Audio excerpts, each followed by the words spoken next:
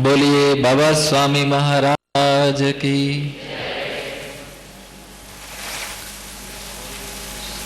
इस शांति शिविर के दूसरे दिन जो अनुभूतिजन्य मार्गदर्शन है पूज्य गुरुदेव ने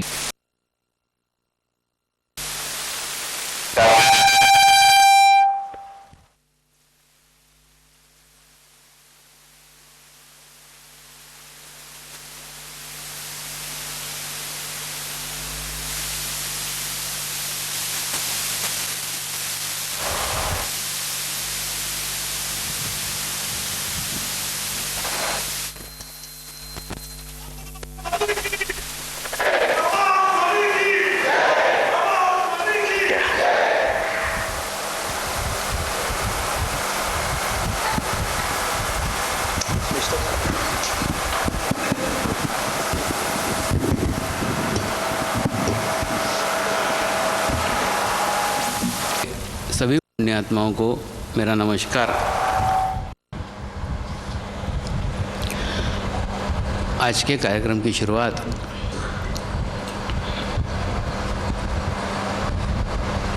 महाराष्ट्र के संत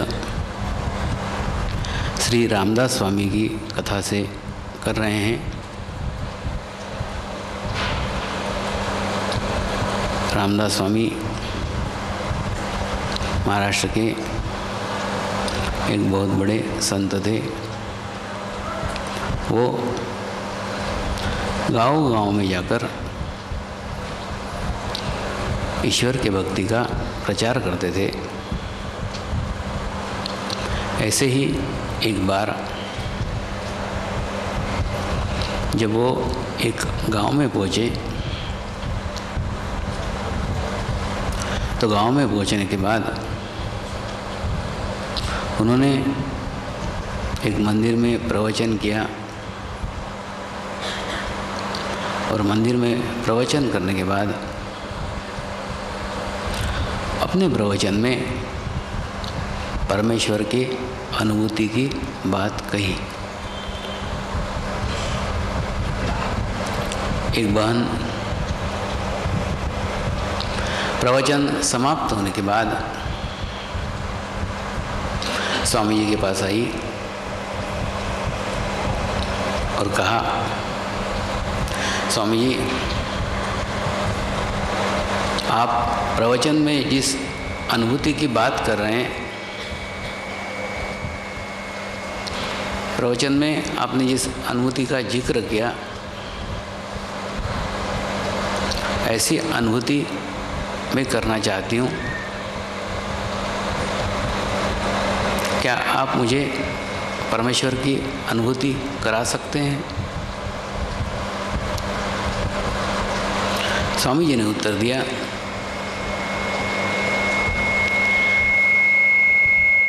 अवश्य करा सकता हूँ, लेकिन मैंने बहुत दिन से खीर नहीं खाई है और खीर खाने की मेरी इच्छा है। खीर मुझे अति प्रिय है। अगर तू मुझे खीर बना करके खिला दे, मैं तुझे परमात्मा की अनुभूति करा दूंगा। बहन ने विचार किया, यह अनुभूति का सौदा तो बहुत सस्ता सौदा है। सिर्फ खीर खिलाने मात्र से अगर अनुभूति प्राप्त होती हो तो इससे सस्ता कोई सौदा नहीं हो सकता। वो खुशी खुशी अपने घर गई और घर जाकर के 4 घंटे बड़े मेहनत के साथ, 4 घंटे बड़े प्रयास के साथ उसने खीर बनाई। खीर में सभी काजू बादाम पिस्ते सब मेवे डाले, बड़े इच्छा से बनाई, बड़ी प्रसन्नता के साथ बनाई और बना करके स्वामी जी को अर्पण करने के लिए मंदिर में आई। जब स्वामी जी ने उसको आते देखा तो उन्होंने पास से एक नाली बह रही थी, उस नाली से गंदा पानी लेकर के अपना कमंडलू भर लिया और उस बहन की प्रतीक्षा करने लग गए। बहन आई, आने के पश्चात उन्हें खीर देने के लिए जैसे ही पास आई, स्वामी जी ने गंदे पानी से भरा हुआ कमंडलू बहन के सामने रख दिया और कहा, तू जो खीर बना के लाई है वो खीर इस कमंडलू में डाल दे। बहन ने देखा कमंडलू गंदे पानी से भरा हुआ था। बहन ने कहा, दीजिए मैं कमंडलू को पहले स्वच्छ कर लेती हूँ, कमंडलू को पहले पवित्र कर लेती हूँ और पवित्र करने के बाद उसमें खीर देती हूँ। स्वामी जी ने कहा, कमंडलू को स्वच्छ करने की कोई आवश्यकता नहीं है, कमंडलू को साफ करने की कोई आवश्यकता नहीं है। कमंडलू जिस स्थिति में है उसी स्थिति में तू खीर उसमें डाल दे। बहन ने किया।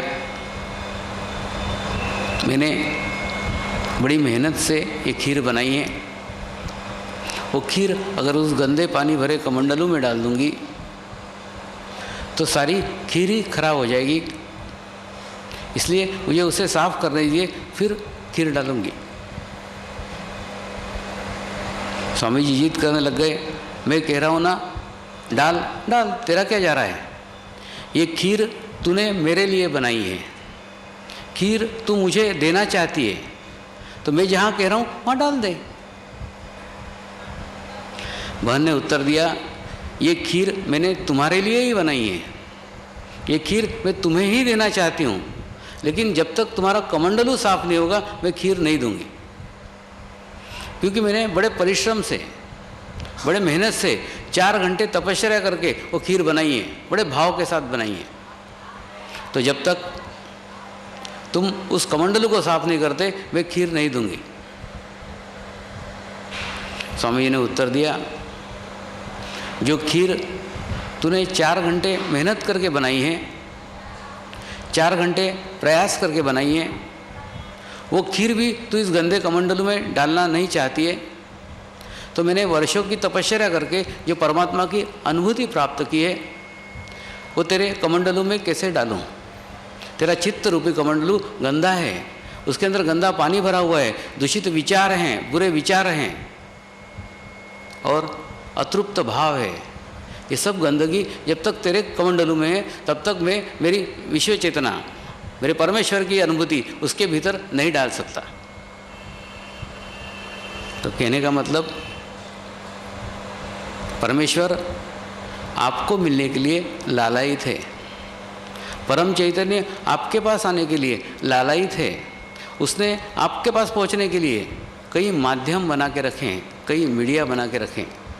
वो आपको मिलना भी चाहता है, वो आप ही के लिए मिलना चाहता है, वो आपको देना भी चाहता है, लेकिन वो आपको तब तक नहीं दे सकता जब तक आपका चित्त रूपी कमंडलू साफ न हो, चित्त रूपी कमंडलू स्वच्छ न हो, चित्त रूपी कमंडलू पवित्र न हो। अन्यथा कितना भी परम चैतन्य आपके कमंडलू में आ जाए, कितने भी जगह के अच्छे चैतन्य को आप ग्रहण कर लें, कितने भी अच्छे परमात्मा के चैतन्य को आप प्राप्त भी कर लें, तो जब तक कमंडलू साफ नहीं है तब तक कोई फायदा नहीं है, सब खराब हो जाएगा, सब समाप्त हो जाएगा। तो आप जो उस परमेश्वर की अनुभूति को, आप जो उस परमात्मा के चैतन्य को जगह जगह से प्राप्त करते हैं, उसे पाने के लिए मंदिरों के चौखट घिसते हैं, उसे पाने के लिए स्वामी के पास जाते हैं, उसे पाने के लिए आप अनेकों तीर्थ क्षेत्र में जाते हैं, उसे पाने के लिए आप कुंभ मेले में भी डुबकी लगा के आते हैं। ये सब कुछ करते हैं, लेकिन भीतर का कमंडलू साफ न होने के कारण कितना भी अमृत आप उसके भीतर भर लो, सारा अमृत आपका जहर हो जाएगा। इसलिए आज से ये प्रक्रिया उलट दो। ये अमृत पाने की, ईश्वरीय शक्तियाँ पाने की, ईश्वरीय चेतना पाने की, ईश्वरीय चैतन्य पाने की सारी प्रक्रिया उलट दो। ये सब कुछ ग्रहण करने की आवश्यकता ही नहीं है, क्योंकि लेके भी आप उसको बर्बादी कर रहे हैं, लेके भी आप उसको खराबी कर रहे हैं, और लेने के बावजूद भी आपका तो कोई प्रोग्रेस नहीं हो रहा, आपकी तो कोई प्रगति नहीं हो रही। क्यों नहीं हो रही? क्योंकि जितना भी अमृत आप ग्रहण करते हैं वो सारा आपके भीतर के विष के कारण सारा विष में परिवर्तित हो जाता है। आज से ये प्रक्रिया उलट दो, लेने की प्रक्रिया ही बंद कर दो। आज से आप निकालने की प्रक्रिया शुरू करो। अपने भीतर का जहर निकालने की प्रक्रिया शुरू करो, प्रयत्न करो, धीरे धीरे शुरुआत करो, अवश्य संभव होगा। अतृप्ति का जहर, बुरे विचारों का जहर, गंदे विचारों का जहर, पुराने विचारों का जहर, ये जो आपने आपके भीतर भर रखा है, उसको सर्वप्रथम बाहर निकालो। जब तक ये जहर बाहर नहीं निकलता तब तक कितना भी अमृत भर लो, कुछ आपके काम का नहीं है। इसलिए आज से ये प्रक्रिया की शुरुआत करो कि आपके भीतर का धीरे धीरे जहर बाहर निकलना शुरू हो जाए। बाहर निकलने की प्रक्रिया एकदम आसान है, एकदम सरल है। संपूर्ण विश्वास एक जगह एकाग्र कर दो। फिर आप जिस स्थान पे एकाग्रता करते हैं उस स्थान पे अपने आप को पूर्ण समर्पित कर दो। समर्पित करते समय ये विचार मत करो कि जहाँ समर्पित कर रहे हो वो व्यक्ति योग्य है या नहीं है, वो स्थान पवित्र है या नहीं है, वो स्थान समर्पित होने के लिए सही है या नहीं है। समर्पण तो कहीं भी किया जा सकता है, आप कहीं भी समर्पित हो सकते हो। जहाँ समर्पित होगे वहाँ आप निखालस हो जाओगे, वहाँ आप खाली हो जाओगे। गुरु को तोलने की कोशिश मत करो। आप क्या करते हो? ये गुरु योग्य है या ये गुरु योग्य है, ये गुरु सुपात्र है क्या ये गुरु सुपात्र है? आप गुरु को तोलने में अपना जीवन व्यतीत कर देते हो। अरे बाबा, तुम कल्पना करो कि तुम एक गंदी बोतल हो जिस बोतल के अंदर पूरा गंदा पानी भरा हुआ है और आप थोड़ा थोड़ा ऐसा छलकाते फिर रहे हो, तो छलकाने में कभी भी गंदी बोतल का पानी पूर्णतः निकल नहीं सकता। उसके लिए आवश्यक है आप एक जगह समर्पित हो जाओ, एक जगह झुक जाओ, कहीं भी झुक जाओ। कहीं भी अगर आप संपूर्ण बोतल को झुका देते हैं तो सारा गंदा पानी उस बोतल के द्वारा बाहर निकल जाएगा। और बाहर निकलने के बाद परम चैतन्य को बुलाना नहीं पड़ेगा। परम चैतन्य आपके ही आसपास है, परमात्मा की शक्ति आपके ही आसपास है। वो स्वयं उसके भीतर प्रवाहित हो जाएगी, भीतर भर जाएगी। आपका सारा शरीर चैतन्य से भर जाएगा। लेकिन वो तभी संभव है जब आप आपकी गंदे पानी की बोतल, आपके गंदे पानी का कमंडलू खाली कर दो। खाली करते समय आपने कहाँ किया है कोई महत्व नहीं है। आप चाहें आप पहाड़ के सामने झुक सकते हैं, अगर किसी पहाड़ के सामने भी पूरे झुक गए तो भी पूरा पानी निकल जाएगा। अगर आप किसी नदी के सामने झुके तो नदी के सामने भी आपके भीतर की सारी गंदगी निकल जाएगी। अगर आप किसी समुद्र के सामने झुके तो भी वो सारी गंदगी निकल जाएगी। आप किसी व्यक्ति के सामने झुके, आप गधे के सामने झुके तो भी गंदगी निकल जाएगी। तो झुकना सिर्फ आपकी आवश्यकता है। आप कहाँ झुक रहे हो कोई महत्व नहीं है। आप किसको समर्पित हो रहे हो कोई महत्व नहीं, कहीं तो समर्पित हो जाओ। और जहाँ समर्पित हो जाओगे उसके अंदर आपका ही फायदा है, आप ही खाली होगे, आप ही निखालस होगे। और जिस व्यक्ति के सामने झुक रहे हो, जिस व्यक्ति के पास वो गंदगी डाल रहे हो, वो उस व्यक्ति की बात है कि उस गंदगी को या तो वो ग्रहण कर ले या उस गंदगी को वो छोड़ दे। कहने का मतलब झुकना आपका स्वभाव होना चाहिए। आप पूर्णतः झुक जाओ और पूर्णतः झुक जाने के बाद में आप पूर्णतः खाली हो जाओगे, आप पूर्णतः निखालस हो जाओगे। और निखालस होने के बाद में परमात्मा का चैतन्य, परमात्मा की शक्ति आपके भीतर स्वयं ही आ जाएगी। आप खाली होने को अगर तैयार नहीं हो और आप उस गंदे पानी को भरकर ही, अपने गंदे कमंडलों को भरकर ही परमात्मा की चैतन्य को ग्रहण कर रहे हो, तो उससे ना आपको फ़ायदा है ना चैतन्य को फ़ायदा है। क्योंकि चैतन्य ग्रहण करके भी आपका कुछ भला होने वाला नहीं है, कुछ बढ़ने वाला नहीं है, कुछ प्रोग्रेस होने वाली नहीं है। इसलिए आवश्यक है कि आप कहीं भी पूर्णतः अपने आप को समर्पित कर दो। समर्पण शब्द का अर्थ है सर्वस्व अर्पण। देखिए, एक शब्द है अर्पण। अर्पण मतलब आपके पास जैसे थोड़े से फूल हैं, उसमें से थोड़े से फूल आपने अर्पित कर दिए। समर्पण यानी सर्वस्व अर्पण कर दिया। आपका अच्छा भी अर्पण कर दिया, आपका बुरा भी अर्पण कर दिया, आपके बीच कुछ रहा ही नहीं, आप पूर्णतः खाली हो गए, आप पूर्णतः निखालस हो गए। तो ये तभी संभव है जब आप पूर्णतः एक जगह झुक जाओ। और मैं जीवन में पूर्णतः एक जगह झुका, इसीलिए ये प्रगति होना संभव हो सकी। और यही इस पूरे प्रोग्रेस का, इसे पूरे प्रगति का रहस्य है। आज हम तीसरा विषय ले रहे हैं, सद्गुरु। विश्व चेतना जो विश्व के कण कण में फैली हुई है, वो परमात्मा का स्वरूप है, वही परमात्मा है। ये कल हमने जाना। सत्य धर्म, सच धर्म मनुष्य धर्म है। और इस मनुष्य धर्म को ही जागरूक करने के लिए ये सारे बाहरी धर्म बने हुए हैं। इन सारे बाहरी धर्मों का उद्देश्य आपके भीतर के मनुष्य धर्म को जागरूक करना है। तो धर्म यानी मनुष्य धर्म, परमात्मा यानी विश्व चेतना, ये दो बातें कल हमने जानी। आज हम सद्गुरु की बात कर रहे हैं। सद्गुरु वो है जैसे धर्म यानी सजीव ज्ञान, तो सजीव ज्ञान को देने वाला सजीव व्यक्ति होना आवश्यक है। यानी एक ऐसा देहधारी व्यक्ति जो जीवित है, वही सजीव ज्ञान का अनुभव करा सकता है, सजीव ज्ञान की अनुभूति करा सकता है।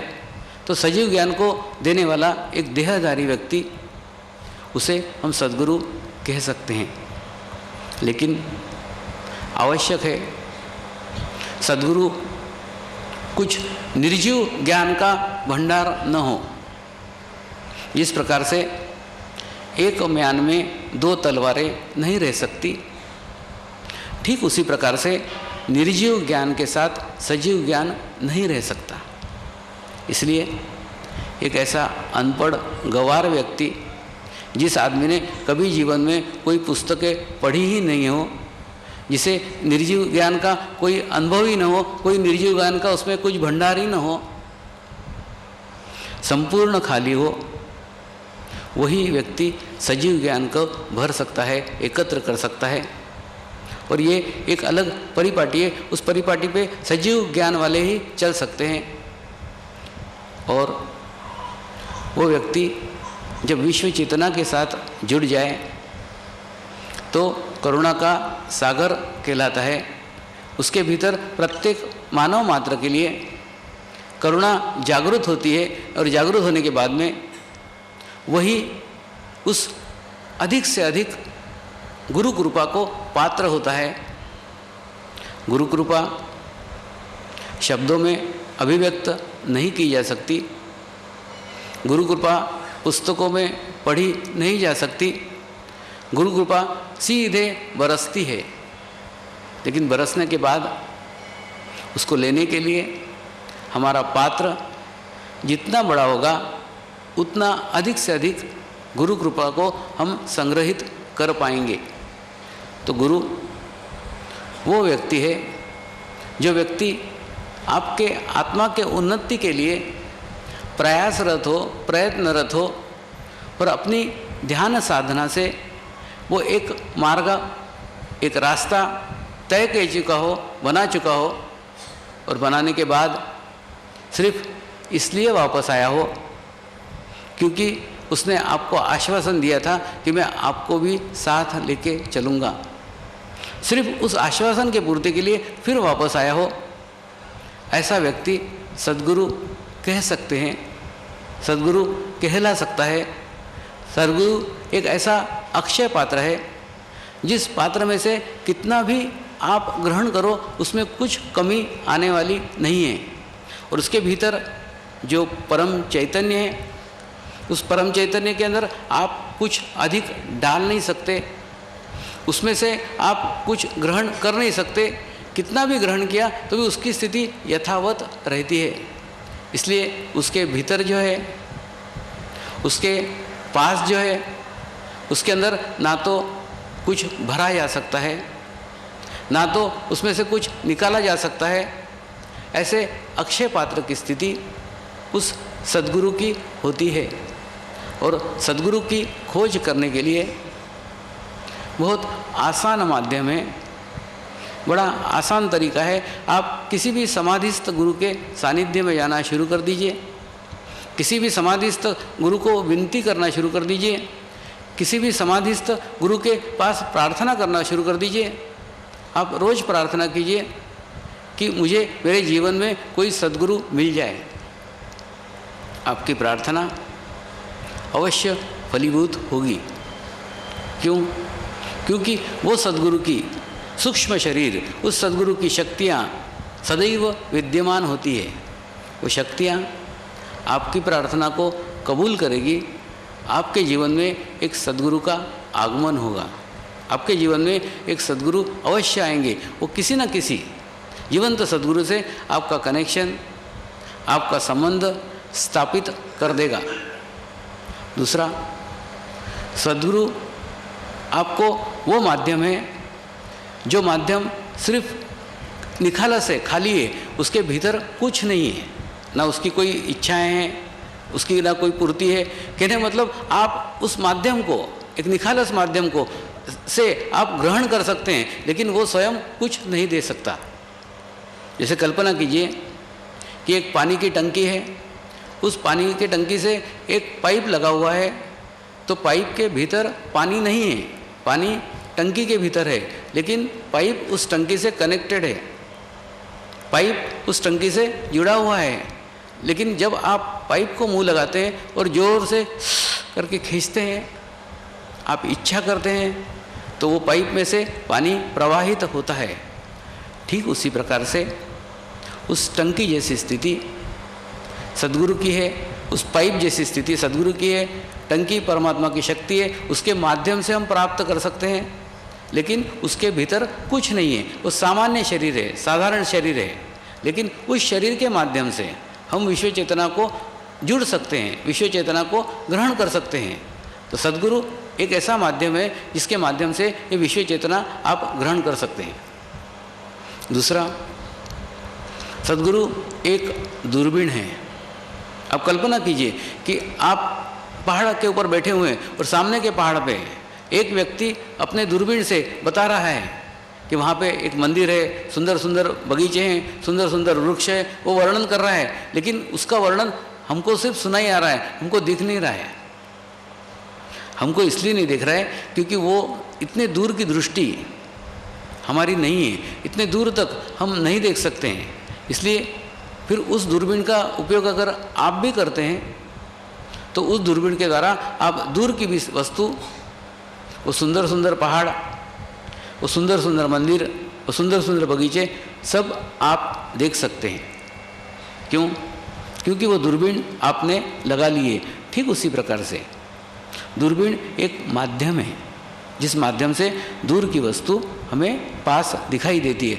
ठीक उसी प्रकार से सद्गुरु भी एक माध्यम है जिस माध्यम से आप विश्व चेतना के साथ जुड़ सकते हो, आपका संबंध उस विश्व चेतना के साथ हो सकता है। तो जिस प्रकार से दूरबीन के द्वारा एक दूर की वस्तु से भी आपका संबंध स्थापित हो सकता है, ठीक उसी प्रकार से सद्गुरु के माध्यम से भी आप जुड़ सकते हैं।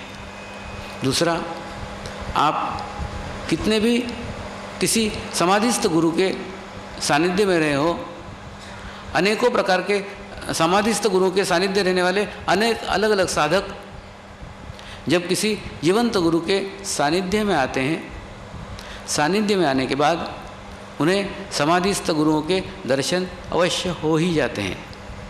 यह क्या कारण है? कारण यह है कि सद्गुरु कोई शरीर नहीं है। सद्गुरु एक शक्ति है। जो शक्ति कल भी थी, जो शक्ति आज भी है, वो शक्ति कल भी रहेगी। वो अविनाशी शक्ति है। जैसे भौतिक शास्त्र का नियम है कि भौतिक शास्त्र में कोई चीज़ नष्ट नहीं होती, परिवर्तित होती है।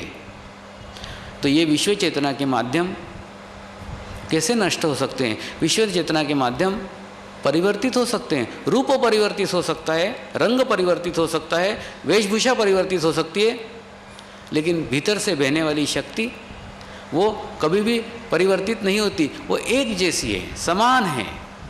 वो हर युग में, हर समय एक ही शक्ति प्रवाहित होती थी। पहले भी वही थी, वही शक्ति आज है, वही शक्ति कल है। अगर आपको उसका अनुभव करना है तो किसी जीवंत गुरु के सानिध्य में आंख बंद करके बैठो। जैसे ही आप आंख बंद करके बैठोगे, आपको आपके समाधिस्थ गुरु के दर्शन हो जाएंगे। क्यों? ये आंख बड़ी धोखा है। ये आंख हमें वास्तुस्थिति से दूर कर देती है। इसलिए जो दिखने की प्रक्रिया है, वो जब हम आंख बंद करके बंद कर देते हैं तो आत्मा की आंख खुल जाती है। और आत्मा की आंख खुल जाने के बाद सत्य स्थिति, सत्य दर्शन आपको अवश्य घटित हो जाते हैं।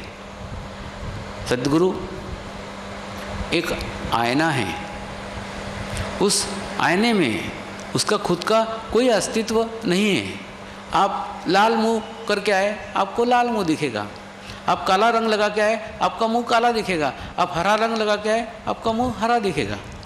तो आप जो रंग लगा के आ रहे हैं, उसका प्रतिबिंब आपको उस आईने में दिखेगा, उस कांच के अंदर दिखेगा, उस मिरर के अंदर दिखेगा। उस मिरर का खुद का कोई अस्तित्व ही नहीं है। आप जो लेके आएंगे वो दिखेगा। ठीक इसी प्रकार से किसी जीवंत गुरु के सानिध्य में जाने मात्र से आपको सर्वप्रथम आपके दोष दिखना प्रारंभ हो जाएंगे। बराबर आपकी गलतियां आपको दिखेगी। आपके दोष आपको कोई बता नहीं सकता। आपके दोष आप स्वयं जान जाएंगे। देखिए, जिस प्रकार से ये डॉक्टर सर्वप्रथम बीमारी को डायग्नोस करता है, उसके बाद में ही उसका इलाज संभव है। ठीक उसी प्रकार से किसी भी व्यक्ति को सर्वप्रथम अगर उसके दोष दिख जाएं, अगर दोष दिखें तो ही उसका चित्त सर्वप्रथम दोषों की तरफ जाएगा, और दोषों की तरफ जाएगा तो धीरे धीरे वो उसके दोष दूर कर सकता है। अगर दोषों का पता ही न हो तो दोष दूर कैसे किए जा सकते हैं? इसलिए ध्यान में आने के बाद सर्वप्रथम आपको आपके दोष दिखना शुरू हो जाते हैं। कोई आपको एक थप्पड़ मारता है तो आपको विचार आता है, ये थप्पड़ मुझे ही क्यों मारा, मुझ में ही क्या दोष थे। अब आपके दोष दिखना शुरू हो जाते हैं। ये ध्यान की प्रथम सीढ़ी है। ये सद्गुरु का प्रथम अनुभव है।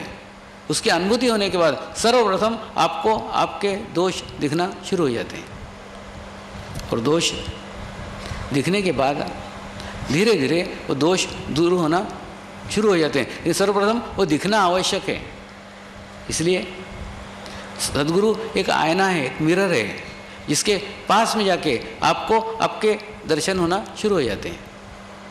और जितने आप आपके करीब जाएंगे, जितने आप आपके पास जाएंगे, आप देखेंगे धीरे धीरे आपके भीतर की आत्मा प्रकाशित होना शुरू हो जाएगी, आपके भीतर की आत्मा स्ट्रांग होना शुरू हो जाएगी, आपके भीतर की आत्मा मजबूत होना शुरू हो जाएगी।